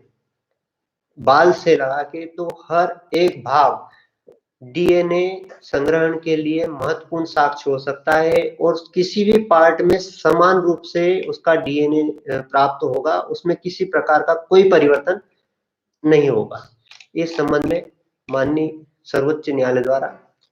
मुकेश विरुद्ध राज्य दिल्ली एनसीटी 2017-6 SCC 1 में प्रतिपादित किया है। यह महत्वपूर्ण मामला है जो पूरे भारत में सबसे ज्यादा प्रसिद्ध रहा है, जिसमें सर्वप्रथम कानून में परिवर्तन बहुत अधिक मात्रा में किया गया है। इस मामले में जिसे दिल्ली गैंगरेप केस के नाम से भी जाना जाता है, इसमें माननीय सर्वोच्च न्यायालय द्वारा जो है डीएनए के संबंध में कि डीएनए की विश्वसनीयता कितनी है, कैसे डीएनए को ग्राह्य किया जाना चाहिए, क्या डीएनए के संबंध में कोई विधि है या विधि में कोई प्रावधान है, क्या कितने प्रतिशत शुद्ध है डीएनए फिंगरप्रिंट और फिंगरप्रिंट की क्या वैल्यू रहती है, किस प्रकार से इसे प्राप्त किया जाता है, इस बारे में इसमें महत्वपूर्ण सिद्धांत प्रतिपादित किए गए। तो इस मामले में सर्वप्रथम जो है अधिवक्ता के द्वारा तर्क किए गए थे, उसमें जो डीएनए के संग्रहण के संबंध में तर्क किए थे, तो पहला तर्क उनका यह था कि डीएनए जिस जगह से लिया गया है वहां पर रक्त मिश्रित था, तो इससे दो व्यक्तियों का रक्त मिश्रित होने से डीएनए का निश्चायक प्रमाण नहीं आ सकता। और दूसरा तर्क यह था कि नमूने के साथ जो है वो छेड़छाड़ की गई है और इसलिए जो है वो नमूना ग्राह्य योग्य नहीं है। तो माननीय सर्वोच्च न्यायालय द्वारा इन दोनों बिंदुओं पर अधिवक्ता के तर्कों को सुना और उसमें यह कहा कि डीएनए तकनीक में रक्त जो है वो अगर दो व्यक्तियों का पृथक मिलाकर भी अगर प्रस्तुत किया जाए तो दोनों रक्तों से अलग अलग डीएनए जनरेट होगा और पृथक पृथक व्यक्ति के डीएनए ही उसमें प्राप्त होंगे। और दूसरा ये कहा कि जो छेड़छाड़ किए जाने का साक्ष्य है ये प्रति परीक्षण में उस समय नहीं उठाया गया था, इसलिए इस समय उसे उसमें छेड़छाड़ किए जाने के संबंध में कोई आधार नहीं पाया है, क्योंकि मात्र किसी तर्क में किसी बात को उठा देना कि डीएनए के अंदर छेड़छाड़ किया गया, यह नहीं माना जा सकता कि उसके साथ छेड़छाड़ की गई। जब अनुसंधान के पश्चात जब कथन होते हैं उसी समय डीएनए के नमूने की प्रक्रिया है, किस प्रकार से डीएनए लिया जाएगा, नमूने के अंदर नमूने लेने से पहले क्या प्रक्रिया फॉलो की जाएगी, कहाँ से लिया गया, कैसे लिया गया, उसमें क्या क्या चीज सम्मिलित की गई, किसके समक्ष लिया गया, उसे सीलबंद किया गया नहीं किया गया, उसकी अभिरक्षा की कस्टडी किसके पास रहा, कब तक रहा, उसमें कोई छेड़छाड़ किए जाने की संभावना, इन सारे बिंदुओं को जब तक प्रति परीक्षण में प्रभावी रूप से प्रस्तुत नहीं किया जाता तब तक उसे तर्क के दौरान ग्राह्य नहीं किया जाएगा। डीएनए रिपोर्ट के संबंध में माननीय सर्वोच्च न्यायालय ने यह दूसरा जो तर्क था उसमें उनके दूसरे तर्कों को भी इस प्रकार से मानने से इनकार कर दिया। अब प्रश्न ये है कि डीएनए साक्ष्य कितना महत्वपूर्ण है और क्या उसे ग्राह्य किया जाना चाहिए। तो इसी न्याय दृष्टांत में माननीय सर्वोच्च न्यायालय द्वारा ये बताया है कि डीएनए प्रौद्योगिकी अपराधियों को पहचान की सही प्रक्रिया वर्णित करती है और डीएनए प्रोफाइल को भारतीय दंड प्रक्रिया संहिता में संशोधन के पश्चात धारा 53A और धारा 164A के तहत अभियुक्त एवं पीड़ित के चिकित्सा परीक्षण के संबंध में प्रावधान को जोड़कर डीएनए को उसमें अनुसंधान में सम्मिलित किया गया है। तो इस प्रकार से डीएनए के नमूने में अगर कोई छेड़छाड़ किए जाने का या उसमें अनुचित हस्तक्षेप का कोई प्रमाण न हो तब डीएनए परीक्षण एक बार किए जाने के पश्चात अगर उसका परिणाम या वह जनरेट हो जाता है तो वह 100% सही माना गया है और उसमें किसी प्रकार के कोई अनिश्चितता का प्रमाण नहीं है, क्योंकि डीएनए दो व्यक्तियों का एक समान नहीं हो सकता। हर व्यक्ति अपना एक अलग डीएनए रखता है, केवल दो जुड़वा भाइयों को छोड़कर जो जुड़वा है उनके डीएनए में समानता की संभावनाएं रहती है। इसके अतिरिक्त किसी अन्य व्यक्ति के डीएनए में किसी प्रकार से किसी भी प्रकार की कोई संभावना नहीं होती कि उनके डीएनए एक दूसरे से मैच करते हो या एक दूसरे से मैच खाते हो। डीएनए के संबंध में इसी में प्रतिपादित किया है कि डीएनए मानव शरीर के किसी भी भाग से अगर किसी भी वस्तु को अगर प्राप्त किया जाता तो समान रूप से एक जैसा डीएनए प्राप्त होगा, उसमें कोई परिवर्तन नहीं आएगा। जबकि उंगली चिन्ह के बारे में ये बताया है कि अगर उंगली चिन्ह जल जाता है या उंगली कट जाती है तो निशान बदलने की संभावना होती है, परंतु डीएनए में किसी भी पश्चातवर्ती या परिवर्तन से उसके डीएनए में कोई परिवर्तन नहीं आता है। इसलिए डीएनए परीक्षण 100% सटीक बताया गया है कि अगर एक बार डीएनए परीक्षण होता है वो डीएनए प्रोफाइल जनरेट हो जाती है तो वह 100% शुद्ध है। इसे वैज्ञानिक साक्ष्य के रूप में भी धारा 45 साक्ष्य विधान के तहत मान्य किया गया है। और जब डीएनए किसी आरोपी से डीएनए मिल जाता है तो वह एक श्रृंखला को स्पष्ट करता है और श्रृंखला के रूप में साक्ष्य के रूप में सम्मिलित किया जाता है। अब प्रश्न यहाँ ये उत्पन्न होता है कि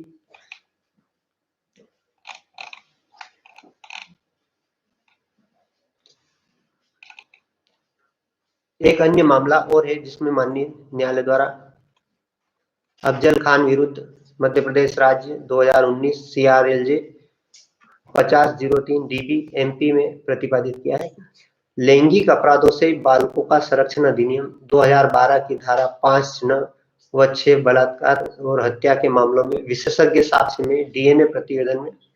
मृतिका की वस्तुओं के साथ गुदा स्लाइड, स्वाव, योनि स्लाइड एवं स्वाव के न्यायालयिक विज्ञान प्रयोगशाला प्रतिवेदन में मानव वीर्य एवं शुक्राणु पाए गए थे। चिकित्सक द्वारा जिसने उसे तैयार किया था, न्यायालयिक विज्ञान प्रयोगशाला प्रतिवेदन साम्यक रूप से संपोषित है। अभियुक्त एवं पीड़ित का डीएनए नमूना साम्यक रूप से लिया गया है और सुरक्षित अभिरक्षा में रखा गया था, जबकि सभी नमूने प्रयोगशाला में पहुंचे थे। मोहर अविकल पाई गई थी। नमूने की असलियत पर संदेह नहीं किया जा सकता। अभियुक्त को अपराध के साथ जोड़ने वाली डीएनए प्रतिवेदन विश्वसनीय है और साक्ष्य में ग्राह्य मान्य की गई।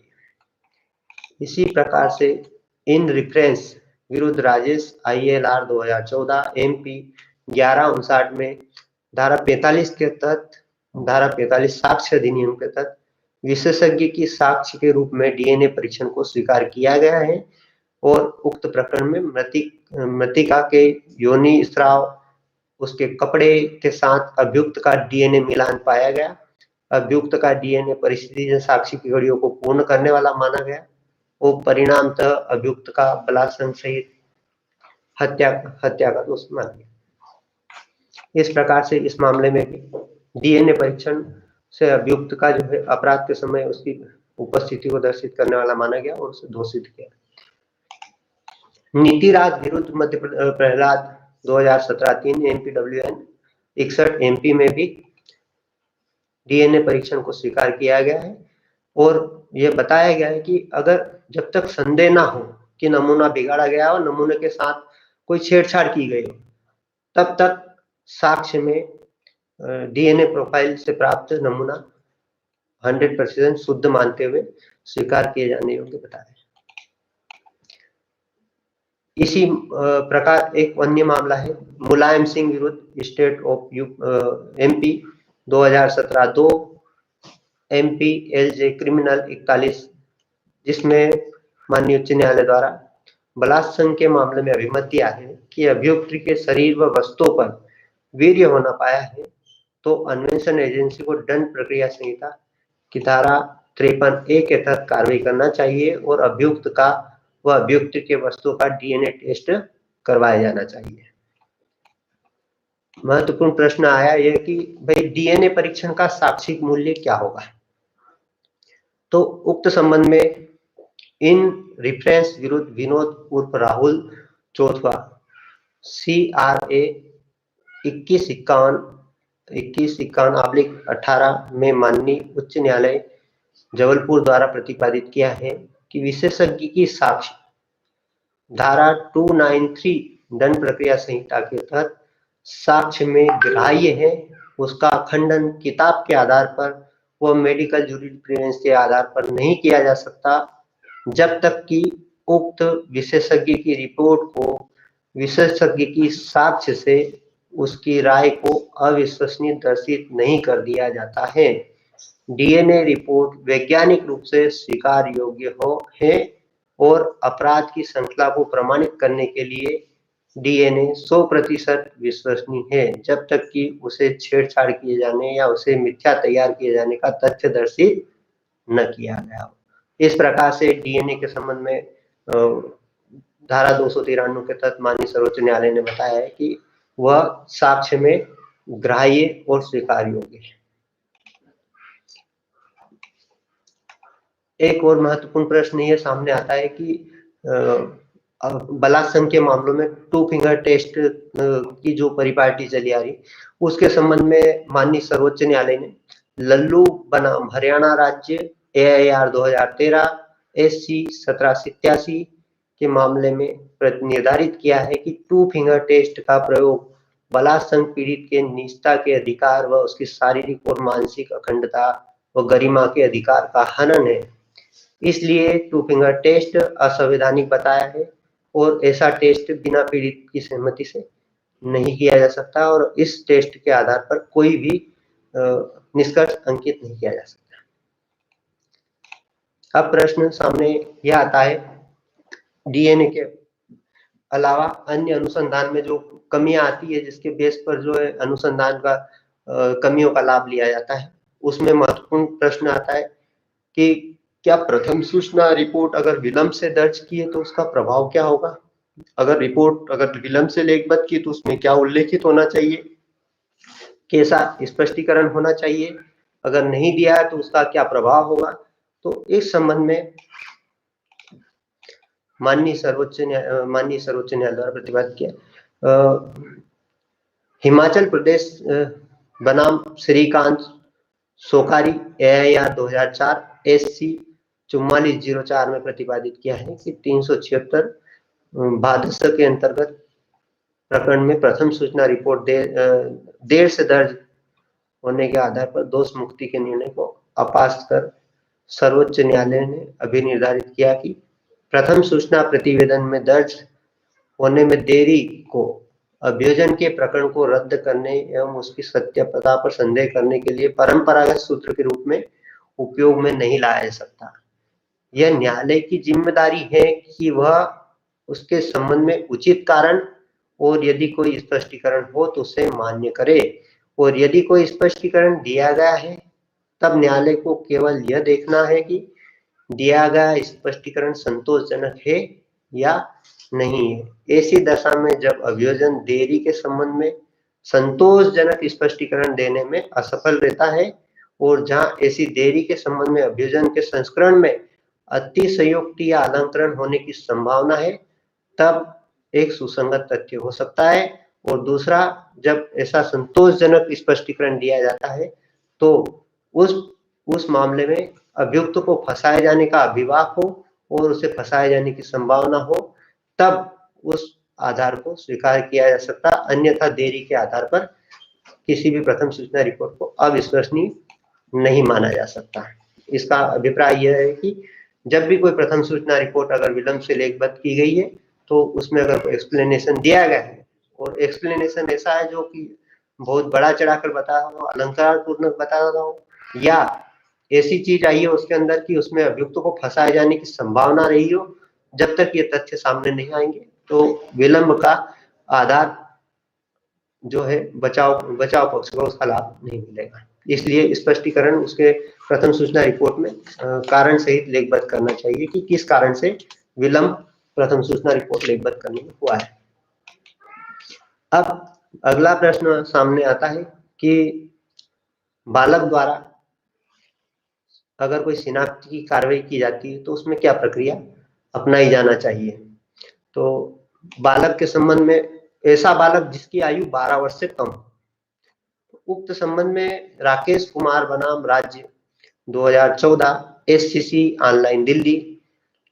3387 में माननीय दिल्ली उच्च न्यायालय द्वारा शिनाख्ती परीक्षण परेड के संबंध में कुछ दिशा निर्देश अभियुक्त की पहचान के संबंध में जारी किए, जिसमें यह कहा गया है कि जहां 12 वर्ष से कम आयु का बालक है वो शिनाख्ती परेड की कार्रवाई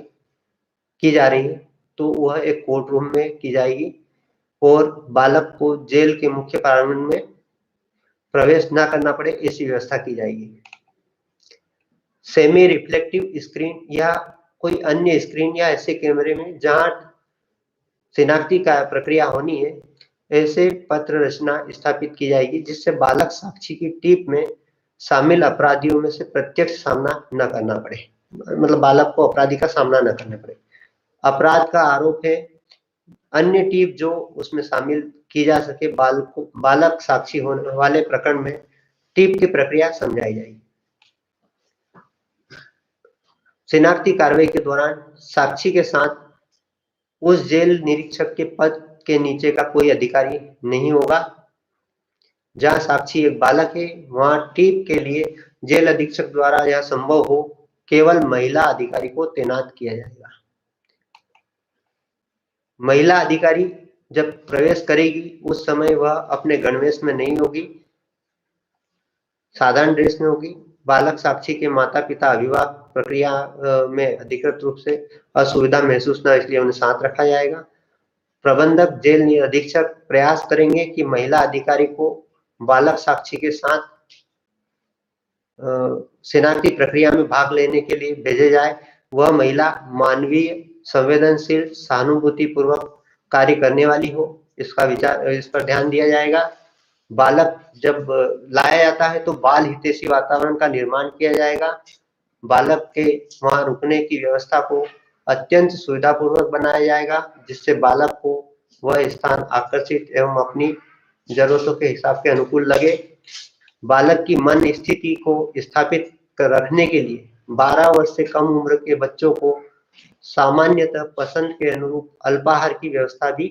की जाएगी। इस प्रकार से उसकी शिनाख्ती कार्रवाई के संबंध में निर्देश दिए गए कि जब उसके 12 वर्ष से कम आयु का बालक है तो क्या क्या प्रक्रिया को ध्यान में रखा जाएगा और किस प्रकार से उसकी शिनाख्ती कार्रवाई में उसके लिए व्यवस्था बनाई जाएगी ताकि वह अभियुक्त को आसानी से और बिना डरे और बिना घबराए पहचान कर सके। अब अगला एक प्रश्न और सामने आता है अपने कि बालक है, वो बालक में अक्षम बालक है जो बोल नहीं सकता है, भाषा समझता नहीं है, तो उसके संबंध में क्या प्रोसीजर होगी और वो उसमें भी 12 वर्ष से कम आयु का है,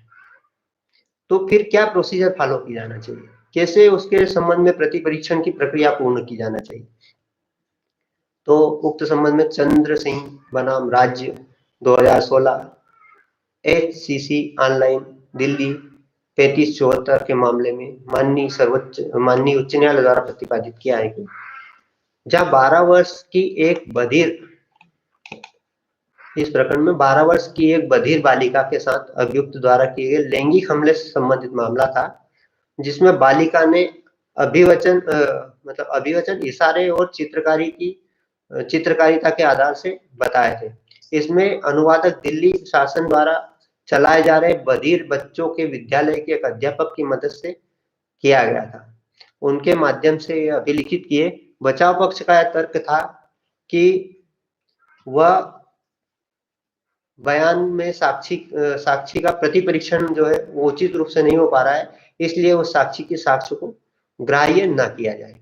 प्रति परीक्षण प्रॉपर नहीं हो पाने से। तो उस प्रकरण में माननीय सर्वोच्च न्यायालय द्वारा बताया कि जब इस प्रकार के कोई साक्षी हो जो बधिर हो, गूंगे हो, तो उनके प्रति परीक्षण के संबंध में कानून की सीमा जो है वो इस प्रकार से अपेक्षित नहीं हो सकती। न्यायालय को उससे संबंधित प्रश्न जो है गैर सुसंगत प्रश्नों को स्वीकार नहीं करना चाहिए।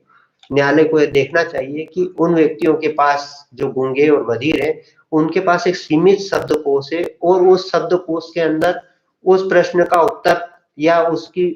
जो भाषा है वो है या नहीं है, इसको ध्यान में रखते हुए प्रश्नों को अनुज्ञात करना चाहिए और जो उनकी भाषा और शैली है उसी के अनुरूप उन शब्दकोश तक सीमित रहते हुए सांकेतिक भाषा में प्रति परीक्षण को संचालित करना चाहिए।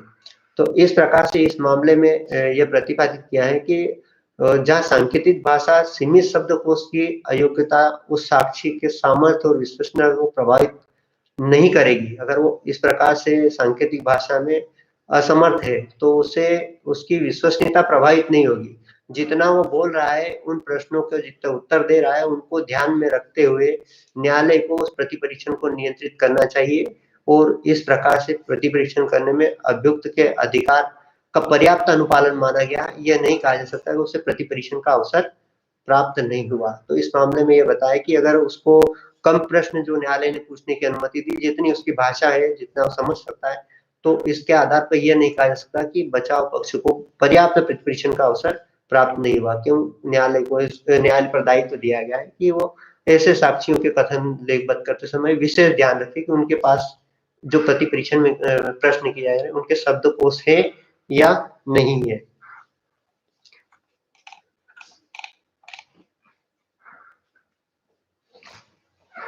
अन्वेषण के संबंध में और धारा 164 के संबंध में,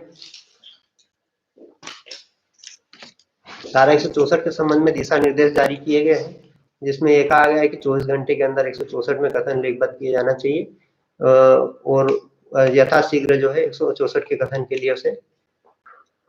ले जाना चाहिए न्यायालय के समक्ष।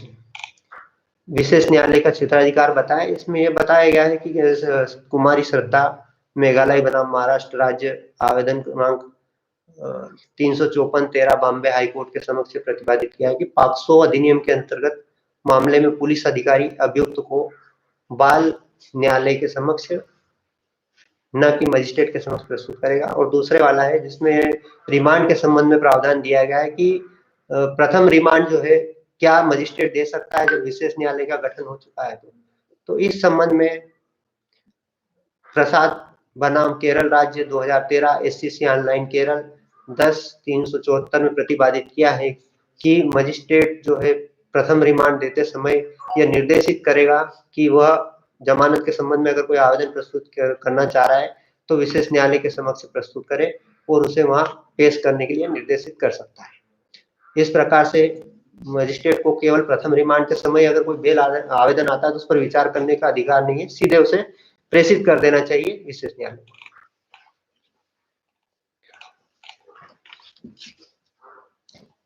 बलात्संग के मामले में समन किया जा सकता है, नहीं किया जा सकता, तो इस संबंध में शंभू बनाम हरियाणा राज्य में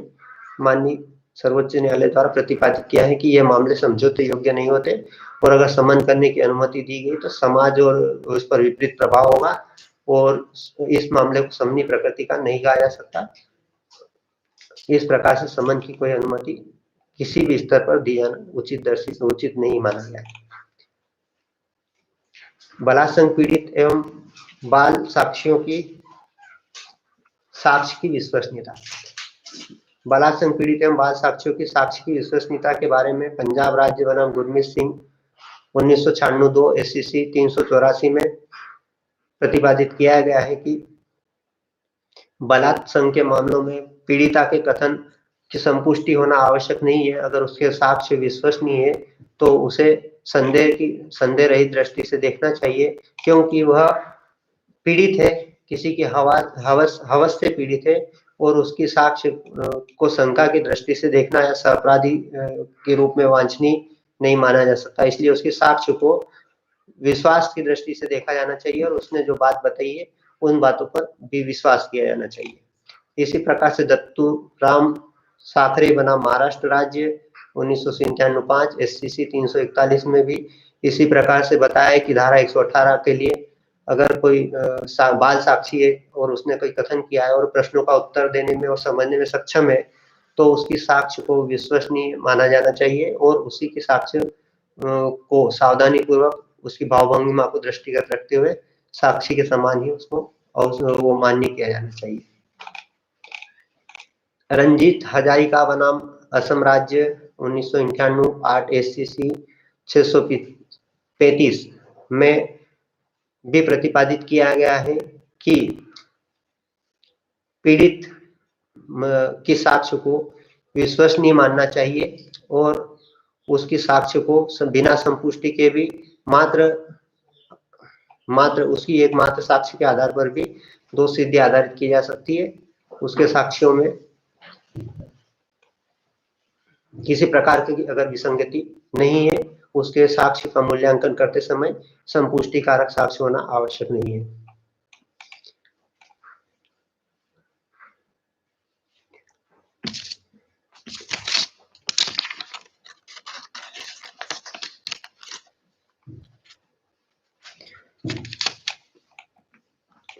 इसके अलावा भी अन्य न्याय दृष्टांत वीरेंद्र बनाम दिल्ली राज्य 2009 SCC ऑनलाइन दिल्ली 1083 में यह बताया गया कि बालिका द्वारा गलत काम किया जाना उल्लेखित किया था, परंतु गलत काम क्या होता है इसके बारे में वह नहीं जानती थी, इसलिए उसके शब्द को या उन्हें जो बात बताई उसके संबंध को नहीं बता पाने के कारण प्रभावी रूप से समाधान नहीं होने से उसकी याददाश्त शब्दों को एवं अन्य माध्यमों को व्यक्त करने में असमर्थ नहीं मानती। अन्य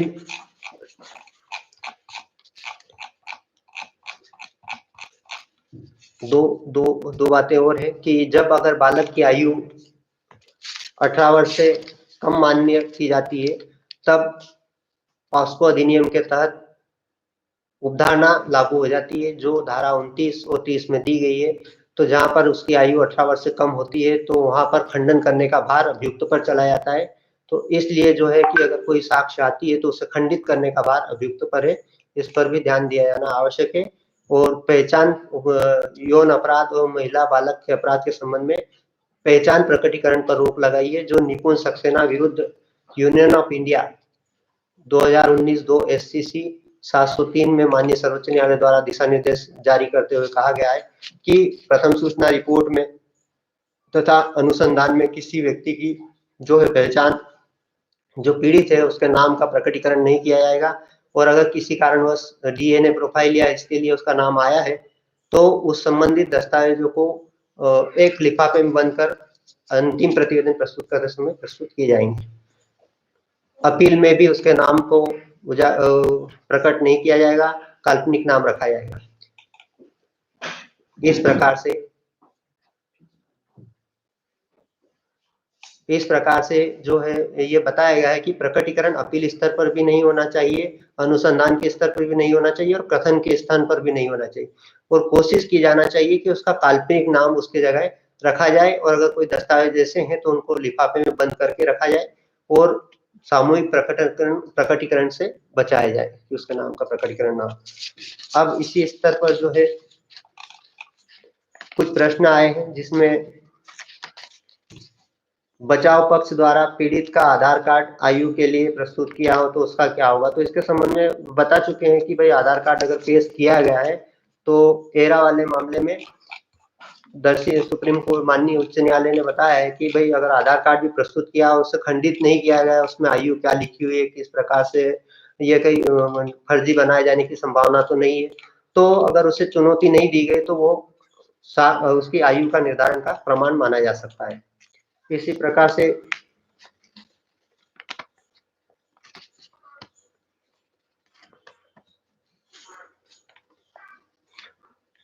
एक प्रश्न हो रहा है कि रेप केस में ट्रायल के पूर्व विक्टिम की मृत्यु होने पर DNA रिपोर्ट से समर्थन न होने पर क्या कन्विक्शन हो सकता है।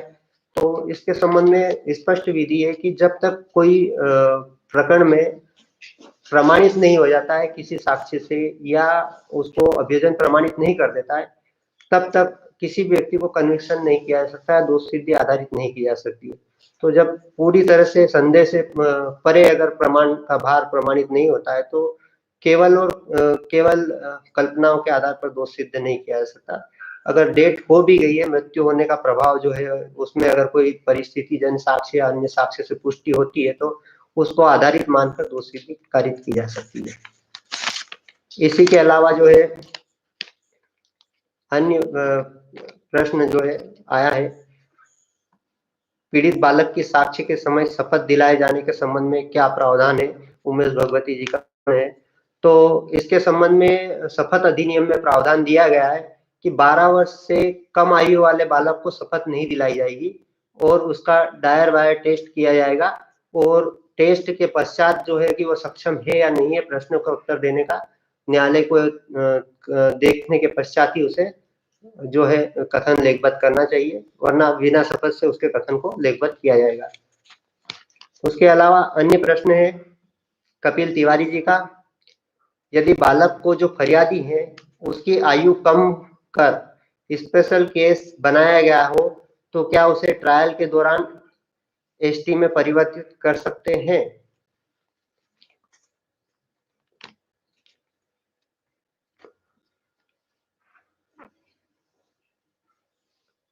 सर्वप्रथम तो यह है कि कोई भी मामला जब अनुसंधान के समय सामने आता है, उसी समय उसके बारे में अभियोजन साक्ष्य एकत्र करती है और उस साक्ष्य में अगर आयु के संबंध में कोई विरोधाभास आता है या आयु कम है या ज़्यादा है, तो ये स्पष्ट है कि कभी किसी कमी की वजह से कोई अगर दस्तावेज साक्ष्य ऐसा आ जाता है कि जिसमें आयु कम है, तो उसको बाद में भी जो है न्यायालय उस पर साक्ष्य जब लेता है और उसके सामने ऐसी स्थिति आती है, तो उसे जो है संबंधित न्यायालय जो उसको विचारण करने के लिए सक्षम है या जिस अधिनियम के तहत मामला बनता है, उसके बारे में टीप लिख के और अपना अभिमत देते हुए उसे प्रेषित कर सकता है। तो उसके संबंध में दंड प्रक्रिया संहिता में प्रावधान किए गए हैं कि किस प्रकार से ऐसी परिस्थिति सामने आएगी तो उसका सामना किया जाएगा। इसी प्रकार से एक अन्य प्रश्न है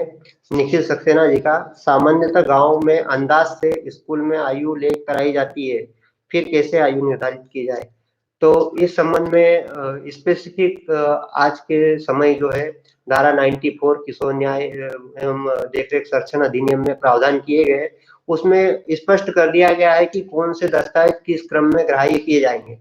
प्रश्न यहाँ आता है कि कोई से दस्तावेज को अगर गलत या चुनौती दी जाती है और गलत माना जाता है कि भाई ये दस्तावेज विश्वास के लायक नहीं है, तो यह अभियोजन की ड्यूटी है कि वो प्रमाणित करे कि वो किस प्रकार से उस अपराध में संलिप्त करने के लिए उस दस्तावेज में छेड़छाड़ की गई या परिवर्तन किया गया, क्या वो उसका मकसद यही था कि भाई इस व्यक्ति को इस अपराध में फंसाने के लिए उस आयु को कम करके लिखवाए। तो ये सारे जब तक खंडन नहीं होंगे तब तक उसके आयु के बारे में कि भाई उसकी आयु अंदाज से लेखबद्ध करवाई गई है, पर अंदाज से भी लेखबद्ध करवाई गई तो कितना अंदाज उसमें लिखा है, क्या 1 साल का डिफरेंस है, 2 साल, तो जितना उसके अंदर खंडन होगा उतनी बात खंडित मानी जाएगी, बाकी उसकी आयु का निर्धारण उसी के बेस पर किया जाएगा।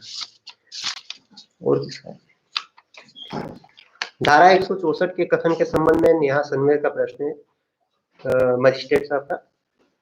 कि धारा 164 के कथन के संबंध में स्टीवना वाले केस की गाइडलाइन केवल रेप केस में लागू होती है या महिलाओं के विरुद्ध होने वाले अपराधों के संबंध में?